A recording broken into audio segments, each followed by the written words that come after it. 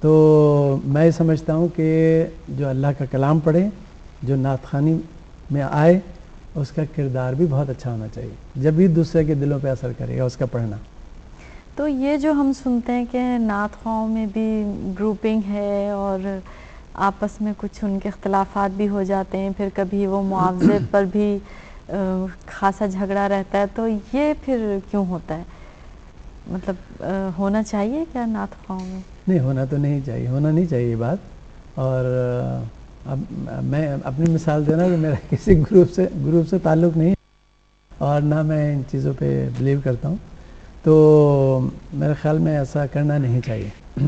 اچھا، آپ کا سفر تو ابھی آغاز ہوا ہے اور آپ کو بہت آگے تک جانا ہے، لیکن ہمارے ہاں جو ہماری نسل ہے وہ ریموٹ کنٹرول لے کے پیدا ہوئی ہے اور چاہتے ہیں کہ بس ادھر بٹن دبائیں اور ادھر سب کچھ ہو جائے، آن بھی ہو جائے اور سارا کام ہو جائے۔ تو شارٹ کٹ آج کل لوگ زیادہ تلاش کر رہے ہیں، اس کے لیے وہ موسیقی کا بھی لے لیتے ہیں سہارا، اور طرز بھی ایسی ہوتی ہے جو نعت خوانی کے تقدس کے مطابق نہیں ہوتی ہے۔ آپ کا کیا خیال ہے کہ آپ اس ٹرینڈ کی طرف جائیں گے یا الگ ہی رہیں گے؟ نہیں، الگ ہی رہوں گا، والد صاحب کی ٹرینڈ فالو کروں گا، جو ہمارے سینئر نعت خوانوں نے شروع سے پڑھتے آئے ہیں نعت، جو نعت کا تقدس ہے اور جو حرمت ہے اس کی، وہ بہت ضروری ہے، جو آج کل نہیں نظر آ رہی۔ ردم کا سہارا اور یہ اچھی چیزیں نہیں ہیں۔ کوشش یہ کرنی چاہیے کہ ہم کس کی شان میں پڑھنا ہے پہلے تو سوچنا چاہیے۔ بہت خوب۔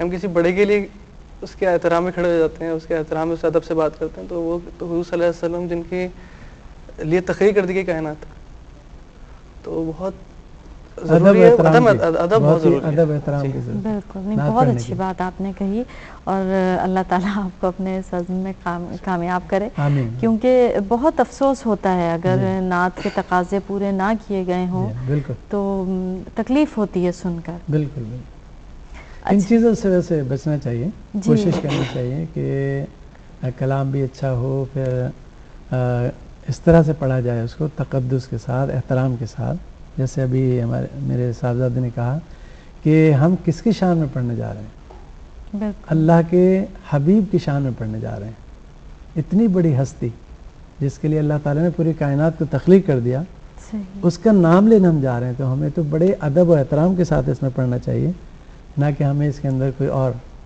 مختلف چیزیں استعمال کریں یا کچھ اور کریں۔ جو اللہ نے آواز دی ہے اسی کو استعمال کرنا چاہیے حضور صلی اللہ علیہ وسلم کی شان میں اللہ کا کلام پڑھتے ہوئے۔ آپ کو حسان سے کیا توقعات ہیں، کیا امیدیں وابستہ رکھتے ہیں آپ؟ مجھے ان سے بہت امیدیں وابستہ ہیں ماشاءاللہ، اور یہ بڑے ماشاءاللہ فرما بردار ہیں، بہت اچھی عادت کے مالک ہیں، اور میں ان سے یہ توقع رکھتا ہوں، اور انشاءاللہ یہ اس پہ انشاءاللہ پورے اتریں گے کہ یہ آگے جا کر بہت بڑے قاری بھی بنے، بہت بڑے نعت خواں بھی بنے۔ میری یہی خواہش ہے کہ یہ بہت بڑے قاری بھی بنے، بہت بڑے نعت خواں بھی بنے انشاءاللہ۔ ابو کے علاوہ اور کون پسند ہے نعت خواں؟ مجھے خورشید احمد صاحب اور صدیق اسماعیل صاحب، بہت اچھا ان کا منفرد انداز ہے۔ فصیح الدین سہروردی صاحب ہیں، سعید ہاشمی صاحب ہیں، یعنی بڑا اچھا ان کا انداز رہا ہمیشہ پڑھنے کا، اور انہوں نے بڑا تقدس کا خیال رکھا ہے نعت خوانی کیسے کی جاتی ہے، تو مجھے ان لوگوں کا انداز بہت پسند ہے نعت خوانی میں۔ چلیں، یہ تو بڑی اچھی بات ہے، اور واقعی صحیح ثابت ہو گیا کہ آپس میں کوئی اختلافات نہیں ہیں، ماشاءاللہ اتنے نعت خواہوں کے نام انہوں نے گنوا دیے کہ مجھے یہ لوگ بھی پسند نہیں، بہت اچھی بات ہے۔ جو اچھا پڑھتا ہے اس کا کوئی بھی ہو، اس کا نام لینا چاہیے، اچھی بات۔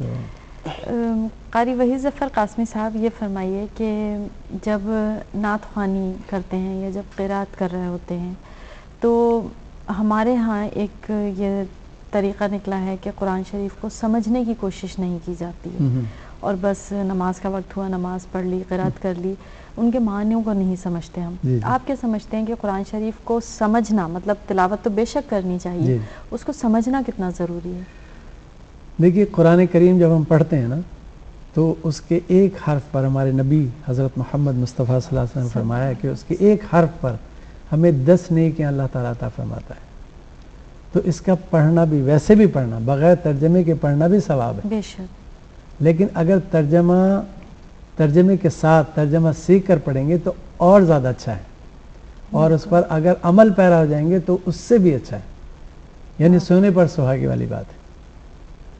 تو سمجھ کے ہی پڑھنا چاہیے قرآن کریم کو، ویسے بھی پڑھنا چاہیے, سمجھ کے بھی پڑھنا چاہیے, اس پر عمل بھی کرنا چاہیے. بہت خوب. اچھا, جو لوگ حسان کو دیکھ رہے ہیں, کئی لوگ خواہش ہے ان کی کہ وہ بھی نعت خواں بنیں اور آگے آئیں. جی, آپ یہ بتائیے کہ نعت خوانی کے لیے کیا کسی تربیت کی ضرورت ہوتی ہے یا محض شوق اور عقیدت کافی ہے؟ نہیں, شوق بھی چاہیے, لگن بھی چاہیے, اور سب سے پہلے تو حضور نبی کریم صلی اللہ علیہ وسلم کی محبت دل میں چاہیے, اللہ اور اس کے رسول کی محبت دل میں چاہیے. اس کے بعد پھر شوق ہو, لگن ہو, پھر یہ ہے کہ اللہ تعالیٰ نے اس کو آواز سے نوازا ہو تو اس کو کام میں لائے اپنے, اور اللہ اور اس کے رسول کی مدحت کرے. اس سے بڑی دنیا میں کیا سعادت, دین اور دنیا کی اس سے بڑی کیا سعادت ہوگی کہ وہ اللہ اور اس کے حبیب کا نام لیتا ہے اور اس کو اپنی آواز کو اللہ رسول کے لیے استعمال کرتا ہے. اس سے بڑی کیا سعادت ہوگی. بالکل.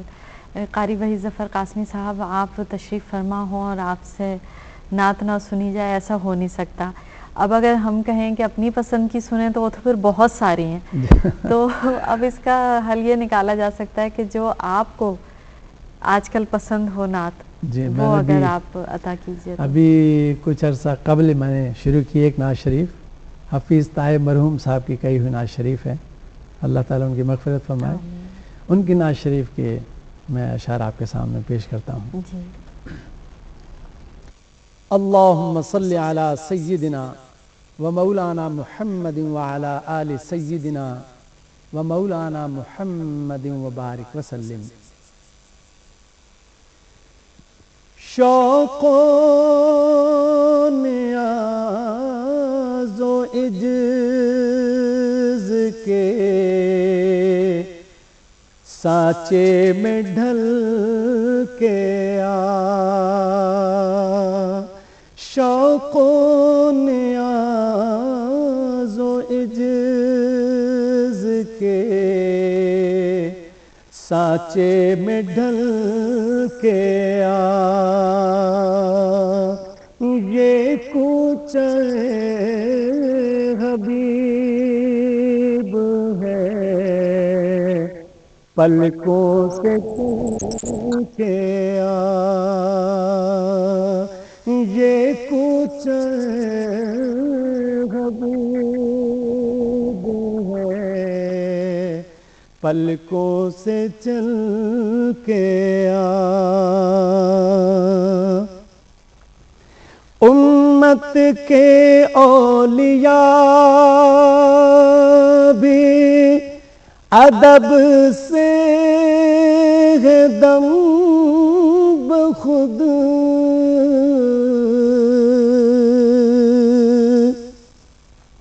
امت کے اولیاء بھی ادب سے ہے دم بخود, یہ بارگاہ سرور دی ہے سنبھل کے آ, یہ بارگاہ سرور دی ہے سنبھل کے آ.